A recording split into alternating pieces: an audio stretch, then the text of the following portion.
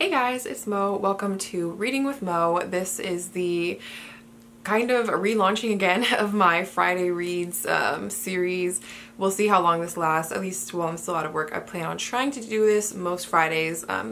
We'll see how that goes. As you can see, I'm wearing my glasses today, which I don't typically do for my videos. I usually wear my contacts actually all the time, but I'm actually going to get laser eye surgery, so I have to wear my glasses for the next week so that I can go get a pre-op thing done next Friday where they're going to dilate my eyes and everything, so it's most accurate if you are out of your contacts for a week. So for at least the next video or two, you guys are going to be seeing me with my glasses. I don't even like wearing glasses, to be honest. I love my contacts, but I'm super blind.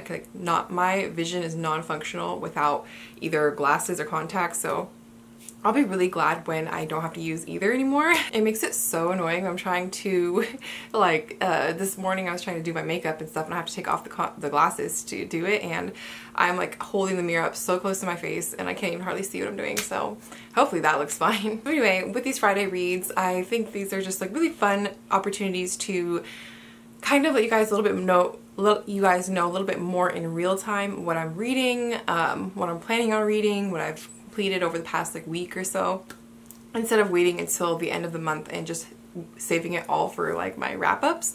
Especially with books I read at the beginning of the month. By the end of the month I've already forgotten mostly a lot of the stuff that's happened in them, and some of my thoughts that I wanted to share, so that way I can give you guys a little bit more, instead of just every time I read a book I basically only talk about it for maybe a minute or two in my wrap-up, so at least this gives each book a little bit more extra screen time. So let's get into the books that I've finished so far this month. So I'm recording this on the 14th, and I participated in the Read-A-thon by Books and Lala. Check out her channel. I'll leave a link down to her vlog and then also my wrap-up I did for that week. So I read 7 books and I already talked about those, so I'm not going to really go into those again for this video. Like I said, go check out that video if you want to see those 7 books. Other than that, I have completed, I think, 3 other books this month. So the first one I actually finished this month was right before that readathon started, and it was the pick for the Literally Dead book club, and that was which is also run by Kayla from Books and Lala, and that was Zone 1 by Colson Whitehead, which I will show you guys here because I don't own an actual physical copy of it. So I haven't read every book that the book club has read, but every once in a while I'll pick it up. And this one I gave 2 stars to now. Let me look up to make sure. Yeah, so I gave that one 2 stars. Honestly, if it wasn't for the fact that it was part of the book club, I probably would have DNF'd it. It's just a very literary take on a zombie story, which I had high hopes for the book because I have enjoyed the other 2 Colson Whitehead books I've read. The Underground Railroad and The Nickel Boys were both I think 4 and 5 stars. But this one was a little bit of a letdown. This is one of his backlist books, and for me it just didn't really connect. I wasn't super into it. It was I don't know, it's one of those books that just took me forever to finish, and it took me forever to get through, even though it was a pretty short book itself. We're following this post-apocalyptic world where the zombies have taken over. We're following our main character, and it's a very mundane things. It actually takes place only over the course of 3 days, but there's a lot of flashbacks that happen, and well, I won't say it's completely boring, just as far as a zombie story. It's very different than anything I've ever read before, and just not really my favorite take on this type of story. Another book I read, I started this book during the Read-A-thon, and I didn't get a chance to finish it, so I ended up finishing it actually today, just a couple hours ago, and that's A Tale for the Time Being by Ruth Ozeki. And this one I ended up giving 3.5 stars. There was some things I really liked about this book, but then there's some parts of it where I felt it was just a bit long and it was a little bit boring. We're following the perspectives of 2 characters. Ruth, who lives in British Columbia on this small little island with I think it's her boyfriend, I don't think it's her husband, and she finds this washed up bag on the beach one day. I think it's just maybe a few years after the 2011 tsunami in Japan.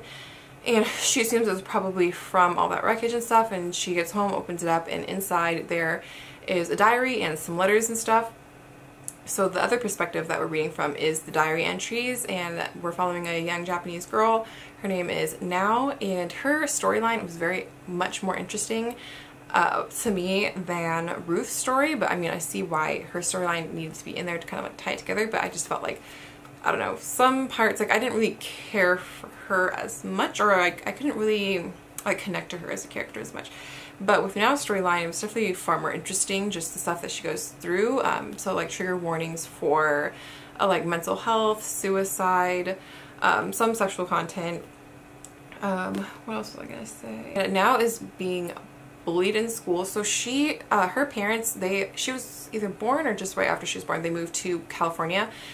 When the crash happened in 2008 with the economy, her father lost his job and they moved back to Japan, and so she had grown up in the United States, so she's very Americanized, and her moving back to Japan in school makes her a big target of bullying, and just like really like savage bullying, and the stuff that she goes through is so difficult to read about.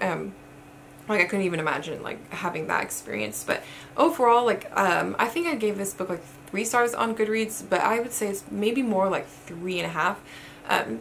It's not going to be for everyone, but I could see how some people might like this more than I did, or not like it as much as I did. Then the other book that I want to talk about is The Vanishing Half by Brit Bennett.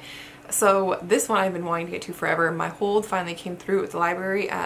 Actually, I had it on hold for audiobook and for the ebook, which I rarely will read ebooks, maybe a few a year, but I really wanted to read this one, so I decided to go with the ebook. I tried listening to the audiobook, and it was just one of those stories that I felt like I was going to connect more with by physically reading it with my eyeballs.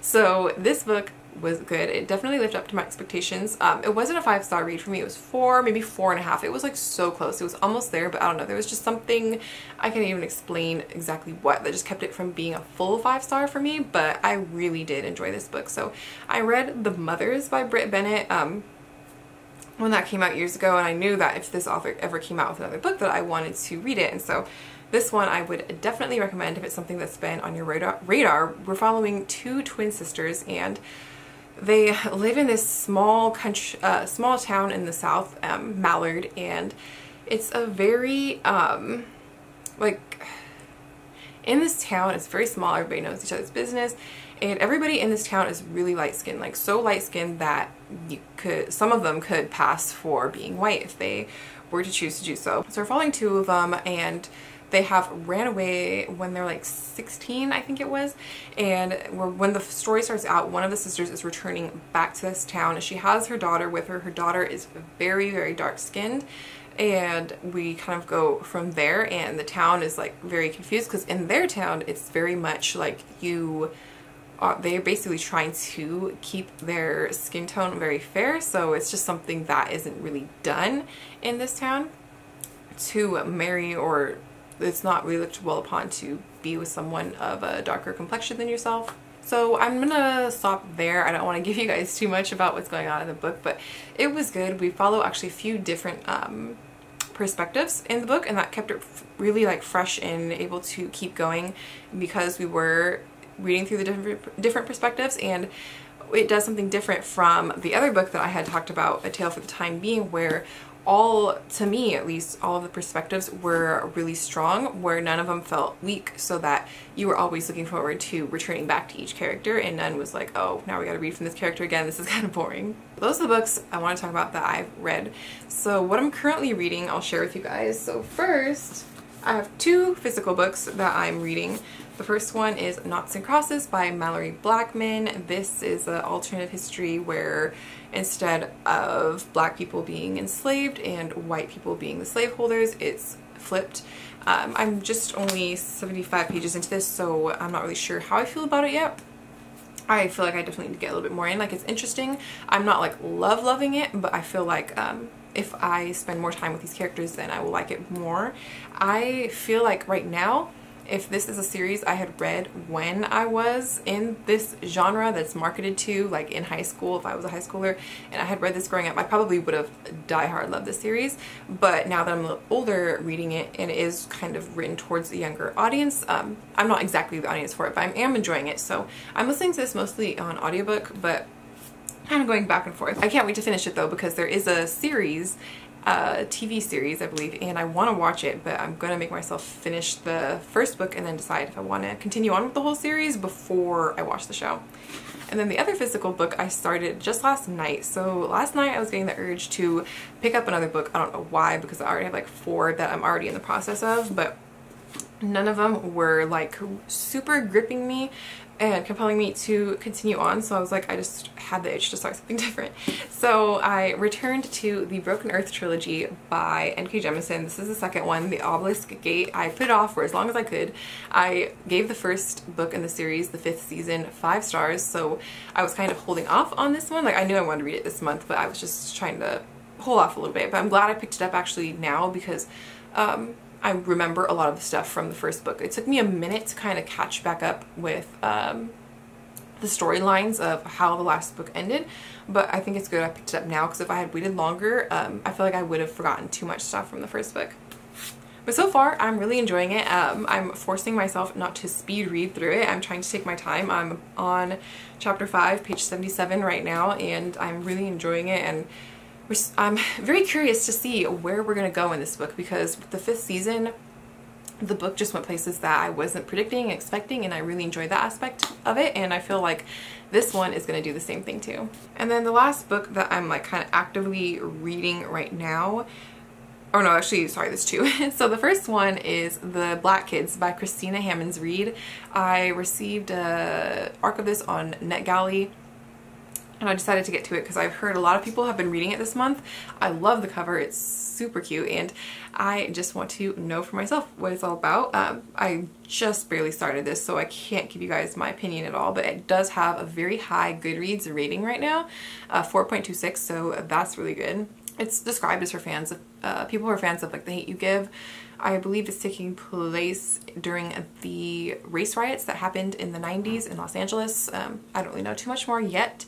I've barely started. Like I said, I'm like maybe on chapter 2. And then the other book, which is also I've barely started, so I can't give you guys too much of my opinion on it yet, is My Vanishing Country by Bakari Sellers. This one is a nonfiction memoir, and it's like part memoir, but also looking at a lot of historical stuff too.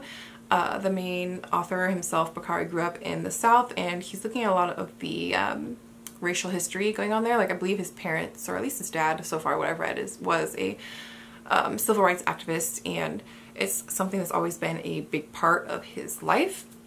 So this one I'm reading from the library. I checked out the ebook of this one, and I also had the audiobook at the same time, but I just returned the audiobook because I felt like I wasn't connecting with the audiobook. This is one of those books as well that I feel like I need to read physically with my eyeballs. So yeah, I've barely started. Like, I'm probably on chapter 2 of this one too. So hopefully by the end of this weekend, or maybe by Monday or Tuesday, I'll have finished these 4 books. And then after that, I'm not sure yet what direction I'm going to go as far as what books I want to read next week. I'm debating if I want to jump right into the conclusion of the trilogy or to read a couple books in between, and I don't know. It kind of just depends how this book ends, I think, on whether I'm going to immediately jump into the last one, which I think is The Stone Sky. Since I haven't been working, I do have a lot of free time to be reading right now, so I'm definitely trying to take advantage of that. Like, over this weekend, like, I have a few like small little things to do, but nothing that's gonna take up like my whole day or anything. Tonight I hopefully will make, I think tonight my plan is actually to try to make a really good significant chunk of this, get a good significant chunk of this read. I'm going actually in about like 30-40 minutes to go ice skating. I just actually last Friday signed up for ice skating classes at this rink that's about like 40 minutes from my house.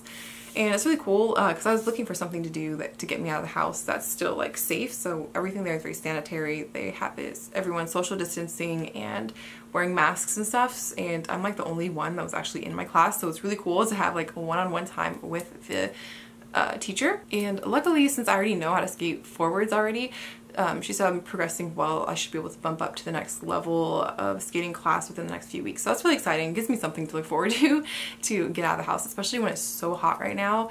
Going to the indoor ice skating rink is like perfect because the next week it's like around 107, 109 in Sacramento, so it's definitely not weather to be outside, which sucks because I just bought some off ice skates, so they're kind of similar to inline skates, but they're a little bit different. I won't get into the technical side of it to bore you guys, but I've been wanting to go outside and test them out. I've only done it once so far, but it's been so hot. Even if I wait until like 8, 9 o'clock, it's like dark and it's still super hot outside. So let me know what you guys are reading. I think that'll wrap it up for this Friday reads, and I'll go ahead and see you guys next Friday. I'm gonna try and come out with a video on Monday. I think it's going to be, but don't hold me to it, a nonfiction recommendation video. That's what I've been kind of wanting to do lately, so hopefully I'll over this weekend get that together and you guys can hopefully look forward to seeing that video on Monday.